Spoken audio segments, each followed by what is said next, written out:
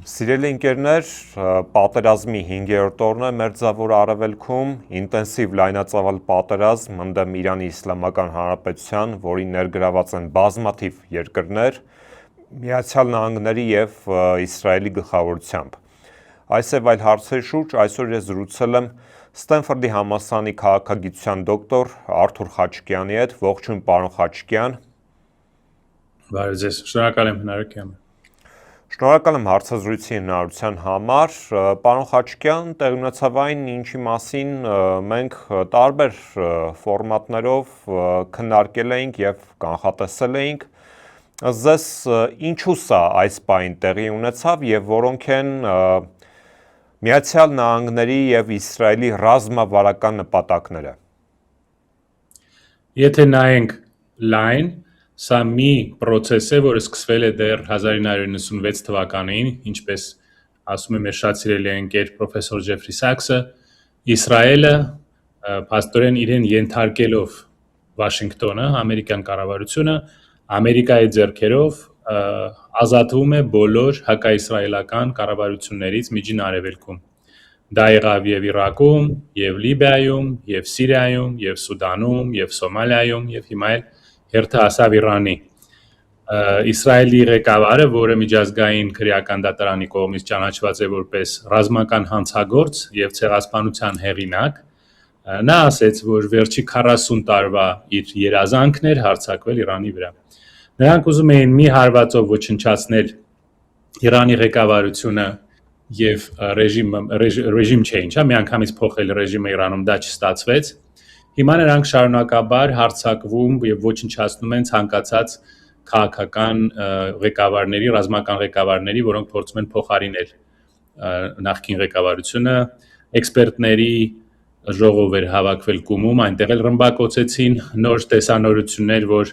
նորածին երեխաների հիվանդանոց ռմբակոծվեց, նորածին երեխաներ են զոհվել, 165 10 տարեկան աղջիկներ են զոհվել։ Ինձ հետաքրքիր է, մեր Հայաստանում այդ դոլարով խոսացող մեր գրանտակերները սա կդատապարտեն, թե ոչ։ Երևի ոչ, որովհետև ով կդատապարտի իր փող տվողին։ Նրանք դա երևի չեն դատապարտի, այսինքն այս վայրենի, այս գազան, այս ավազակային հարձակումը շարունակվում է անկախ երկրի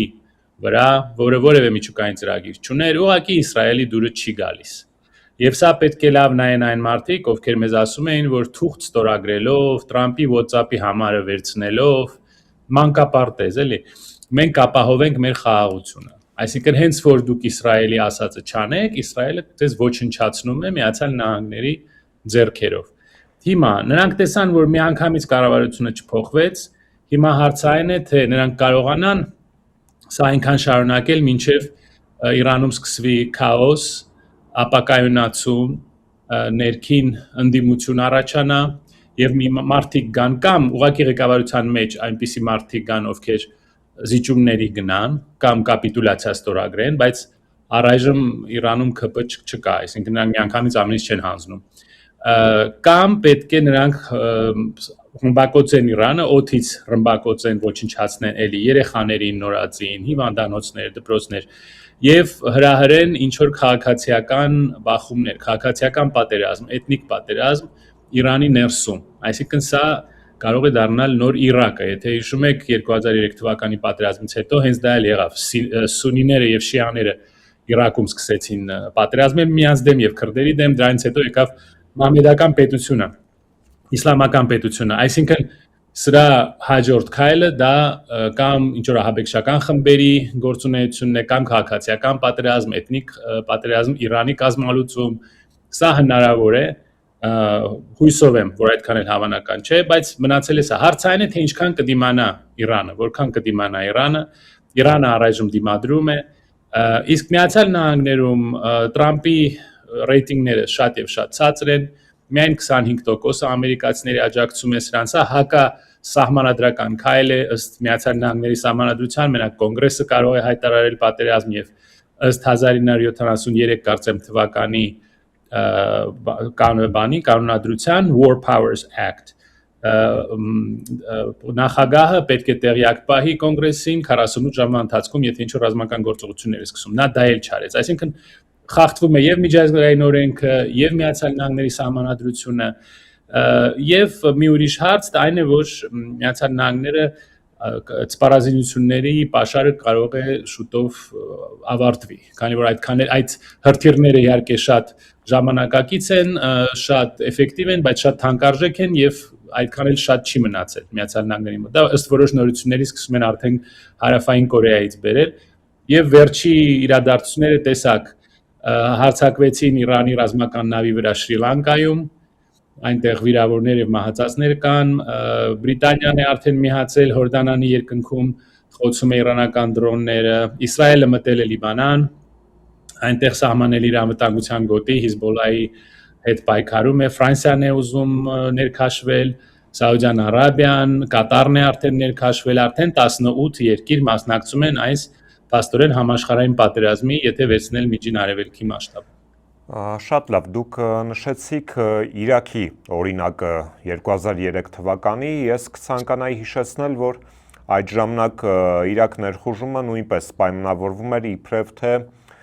միջուկային կամ քիմիական զենքի իբրև թե ստեղծման աշխատանքների համատեքստում,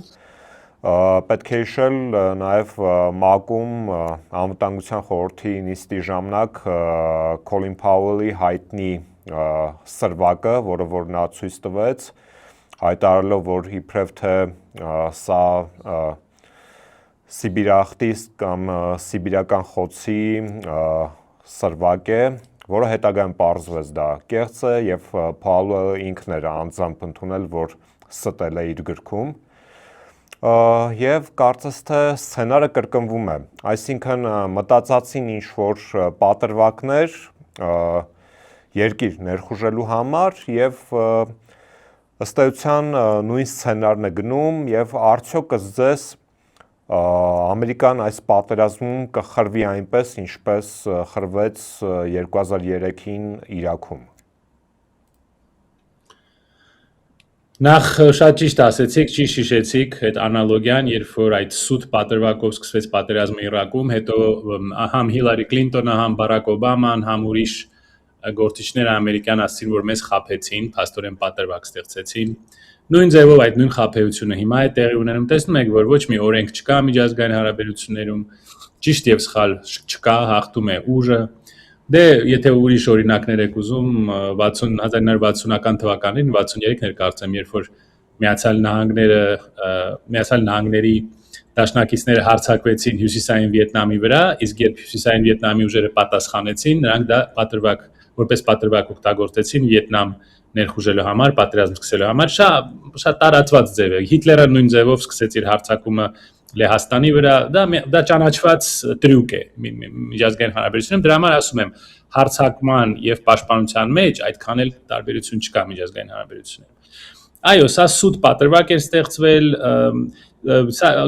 հարցը միջուկային ծրագրում չէ։ Իրանը պատրաստ էր սահմանափակել եւ արդեն սահմանափակել էր JCPOA համաձայնագիրը արդեն ստորագրվել էր, որից Տրամպը դուրս եկավ, քանի որ Իսրայելին դա չէր պետք։ Իսրայելին պետք է ոչնչացնել Իրանը։ Իսրայելին պետք է ստեղծել մեծ Իսրայել։ Դուք լսեցիք Միացյալ Նահանգների դեսպանի ճառը։ Նրանք հավատում են, որ ըստ Աստվածաշնչի Իսրայելին տրված է մի ամբողջ տարածք Նեղոցից դեպի Եֆրատ, այսինքն ամբողջ Միջին Արևելքը պետք է լինի Իսրայելինը։ Իսրայելի գերիշխանությունն են հաստատում Միջին Արևելքում ըստ Աստվածաշնչի։ Եվ եթե իրանց հարցնենք, ըստ Աստվածաշնչի հայերին երևի Աստված տվել է Կրասնոդարի շրջանը, Գլենդեյլը, Բորբենկը եւ Վերնայսը։ Ըստ Աստծո կամքի երևի նա այդպես է որոշել։ Սա շատ վտանգավոր է, երբ իշխանության գալիս են ֆանատիկներ։ Շատ վտանգավոր է, երբ մի երկիր զավթում է մի ուրիշ երկիրը, օգտագործելով իր ֆինանսական հնարավորությունները։ Եվ ես նորից եմ ասում, ոչ ոք չքննադատի կոռուպցիան մեր նախկին ռեժիմների։ Այդ մենք կարող ենք քննադատել, որովհետև մենք դա տեսել ենք, կոռուպցիա եղել է, թալան եղել է, դրա համար հասանք այս վիճակի, բարձա։ Բայց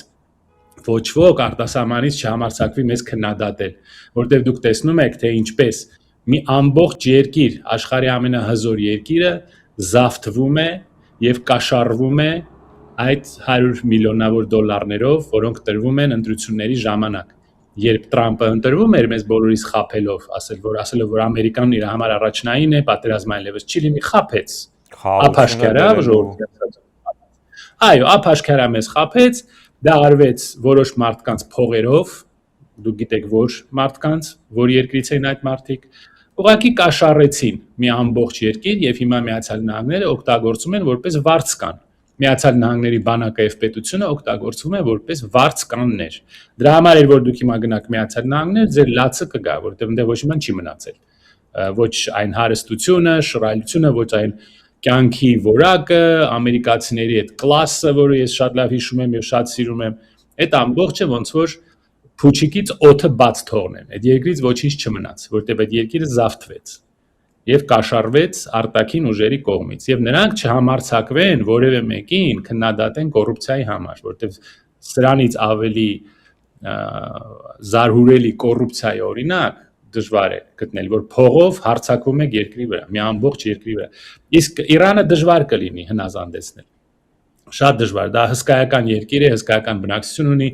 Նրանք կփորձեն այնտեղ քաղաքացիական պատերազմ հրահրել, օգտագործել քրդերին, ինչպես միշտ ադրբեջանցիներին, բալուշներին եւ ուրիշ արդեն տեղեկություններ կան։ Այո։ Ներողություն ընդհատելու համար արդեն տեղեկություններ կան, որ Իրանի արևմտյան սահմաններում աբեկչական խմբեր են որսացել եւ տարբեր տեղեկությունների համաձայն դրանք քրդական զինյալ խմբեր են, որոնց կենտրոնական հետախուզական վարչությունը Միացյալ Նահանգների նախապատրաստել է հենց այդպիսի խժդժություններ, ներքին խժդժություններ հրահրելու համար։ Դե ավելի լավ է ես էլ չխոսեմ ձեր մոտ, որովհետեւ ես ինչ ասում եմ, նենց էլ անում են, հետո ինձ կասեն ես բան եմ, Միացյալ Նահանգների ագենտ եմ։ Այդ արդեն կլինի իմ 4-րդ աշխատանքը, ես չեմ կարա 4 տեղ աշխատեմ շպիոն։ Ես ասում եք, սրա մասին քանի ամիս ենք խոսում։ Քանի անգամ ենք խոսացել, որ այո, նրանք կօգտագործեն քրդերին եւ կփորձեն հրահրել ինչ որ քաղաքացիական էթնիկ պատերազմ։ Եվ սրա ֆոնին, երբ մեր կողքը, մեր սահմանի վրա սա է կատարվում, երբ վաղը կարող ենք տեսնել տասնյակ հազարավոր փախստականներ, կարող ենք տեսնել ահաբեկչական խմբեր, նաև Ադրբեջանի տարածք կարող են մտնել, հետո մտնել մեր տարածք։ Այս ֆոնին մենք ունենք մի խումբ, որը պարծենում է, որ մեզ վրա չեն հարձակվել, որովհետև մենք Իրան չենք։ Սա նույն բանն է, որ ես ու դուք ասենք երեկոյան գնանք մեր բակով գնանք մեր տուն, իմ հարևանին ծեծեն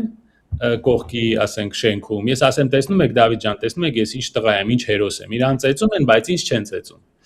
Սա ես էլ չգիտեմ մենք ուր ենք հասնելու, էլի սենց։ Այսինքն այս մարդիկ, ովքեր 3 անգամ պարտվեցին, 3 պատերազմ հրահրեցին, 3 անգամ պարտվեցին, հիմա պարծենում են, որ նրանք Իրանի մասը չեն։ Իրանց շնորհքն է, որ Իսրայելը դեռ չի որոշել հարձակվել Հայաստանի վրա, բայց դա արդեն եղել է 2000 թվականին, որտեվ Իսրայելը ոչ ուղղակիորեն, բայց Իսրայելի զենքով սպանել են 5000 հայ զինվոր։ Դրա մասին գրում է Իսրայելի Հaaretz թերթը, գնացեք կարդացեք։ 70% Ադրբեջանի զենքի Իսրայելն է, այսինքն մեզ վրա արդեն հարձակվել է։ Դա եղել էր 6 տարի առաջ եւ դուք պարտվեցիք եւ դուք սադրեցիք այդ պատերազմը։ Հենց որ այստեղ հիմա պարծենում եք նրանով, որ մեր հարևաններին ենթարկում են այս հարձակմանը, իսկ մեզ չեն ենթարկում։ Սա գիտեք,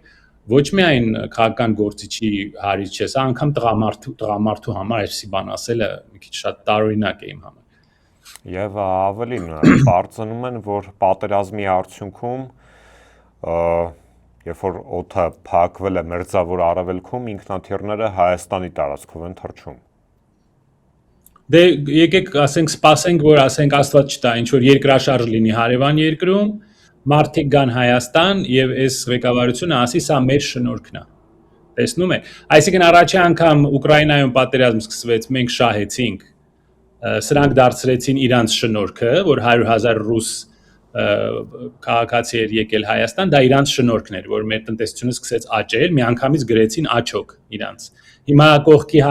մեր հարևան երկրում հարձակում է, մեր վրա հարձակում չկա, որտեղ արդեն պարտվել ենք։ Էդ էլ է իրանց աճոք, հիմա էլ ինքնաթիռներն են գալիս Երևան, էդ էլ է իրանց աճոք, վաղը ասենք ջրհեղեղ լինի, բան Նոյի տապանի ժամանակ ջուր լցվի Արարատյան դաշտավայր, բոլորը գան Արագած լեռի վրա, կասեն դա էլ ենք մենք արել, մեզ նորից ընտրեք, տեսնում եք, սա մեր շնորհքն է։ Ես էլ չգիտեմ, սա դարել է մուլտիպլիկացիոն կինո նկար։ Դուք տեսաք ոնց են մեզ ձեռ առնում ադրբեջանցիները, վրացիները, թուրքերը եւ ճիշտ են անում, որովհետեւ մենք ընտրեցինք սա։ Մենք ոչ մեկից չպետք է նեղանանք, պետք է հանգիստ նայենք ոնց են թքում մեր երեսին։ Պարոն Խաչիկյան, պատերազմի օրերին մենք տեսնում ենք Հայաստանի իշխանությունների հանցավոր վարքը իրավիճակին ոչ համահունչ եւ այս պայմաններում ինչպիսի վտանգների առջև ենք մենք կանգնել, հատկապես եթե հաշվի առնենք այն իրողությունը, որ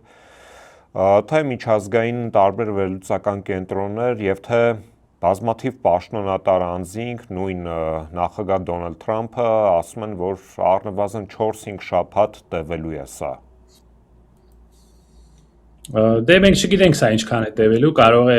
ավելի կարճ տևել, ավելի երկար, մի քանի շաբաթ, այո։ Բելգրադի ռմբակոծությունը տևում էր 2.5 ամիս, Լիբիայում ավելի երկար, կարծեմ 6 թե 8 ամիս, ավելի երկար էր տևում, Իրաքի պատերազմը մի քանի ամիս էր տևում։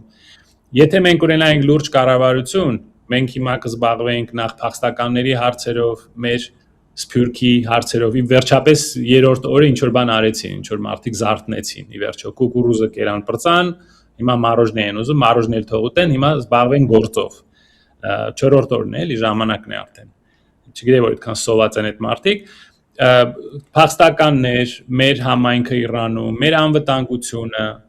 մենք պետք է հասկանանք մեր անվտանգությունը ինչի վրա է հիմնված, չոքի վրա կանգնելու, մենք բոլորս իրանց պես չենք, մենք պատրաստ չենք այդպես գնալ, հանձնվել, դառնալ Ադրբեջանի մաս, ասել որ դա մեծ հաղթանակ է։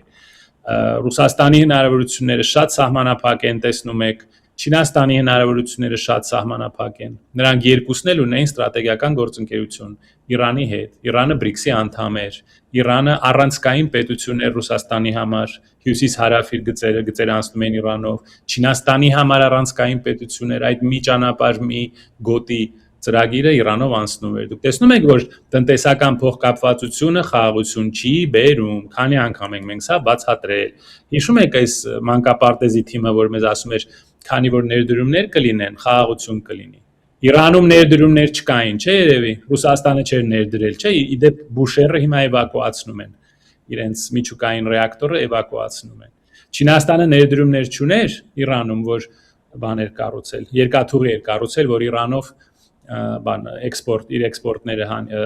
աշխարհ բերի։ Իրանի տարածքով իրենց էքսպորտները կազմակերպի։ Չկար ներդրումներ, չկար, երկաթուղի չկար, այդ բոլոր ճանապարհները չկային եւ փրկեց դա Իրանը։ Իմ համար դժվար է, այնպեսի տպավորություն է, որ երրորդ դասարանում ենք նստած եւ հեսա պետք է բացատրեմ այն մարդկանց, ովքեր իրանց կոչում են երկրի ղեկավարություն եւ ինչ որ կադրեր տեսա չկարողացա նայել, պարզվում է Թիֆլիսում էր, հա, բան նվագում,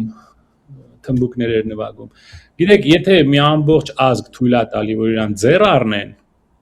ուրեմն մենք չպետք է նեղանանք, որ մեզ ոչ ոք մարդու տեղ չի դնում եւ մեր հետ հաշվի չեն նստում։ Մենք փաստորեն այլևս պետություն էլ չունենք։ Եվ վերջին հարցը, այս ինտենսիվ պատերազմի համատեքստում ինչպիսի տարածաշրջանային եւ աշխարհաքաղաքական շարժեր եք կանխատեսում։ Մեծ անկայունություն Իրանում, հնարավոր է ահաբեկչական գործունեություն, էթնիկ պատերազմ, կազմալուծում, մեր կողքը կարող է ձևավորվել ինքնավար ադրբեջանական մի միավոր Իրանի հյուսիսում, կարող է հիմնադրվել մի ադրբեջանական ինքնավարություն, որը հետո կարող է, ասենք, դառնալ անկախ պետություն։ Նայեք, թե ինչ եղավ Իրաքի հյուսիսում քրդերի հետ։ Մեր կողքը կարող են սկսվել պատերազմներ, հարձակումներ, երկրների սահմանները կարող են փոխվել, դուք տեսնում եք, որ ոչ մի կապ չունի, թե որտեղ է այդ գիծը գծած։ Հանգիստ Իսրայելը մտավ Լիբանան եւ որ երրորդ անգամ, երևի 100 անգամ արդեն դա արել են։ Մեր անվտանգությունն է վտանգված, մեր պետականությունը մենք արդեն չունենք, մենք արդեն ուղղակի ենթարկվում ենք Ադրբեջանին, Թուրքիային։ Մեր ապագան ինչ է լինելու մեր ժողովրդի հետ։ Այսպիսի ռեգիոնում մի աշխարհում, որը քայլ առ քայլ գնում է դեպի, այո, արդեն քանի տարի ասում ենք համաշխարհային պատերազմ։ Սկսվում է երրորդ համաշխարհային պատերազմը։ Մնում է միայն որ Չինաստանը մասնակցի եւ ուղղակիորեն բախում լինի մեծ պետությունների միջև։ Եվ սա արդեն կլասիկ համաշխարհային պատերազմ է։ Շնորհակալ եմ հետաքրքիր զրույցի համար։ Շնորհակալություն։ Սիրելի ընկերներ, Antifake-ի եթերում ես զրուցեցի Ստենֆորդի համալսարանի քաղաքագիտության դոկտոր Արթուր Խաչկյանի հետ։ Մնացեք Antifake-ի եթերում, կհանդիպենք։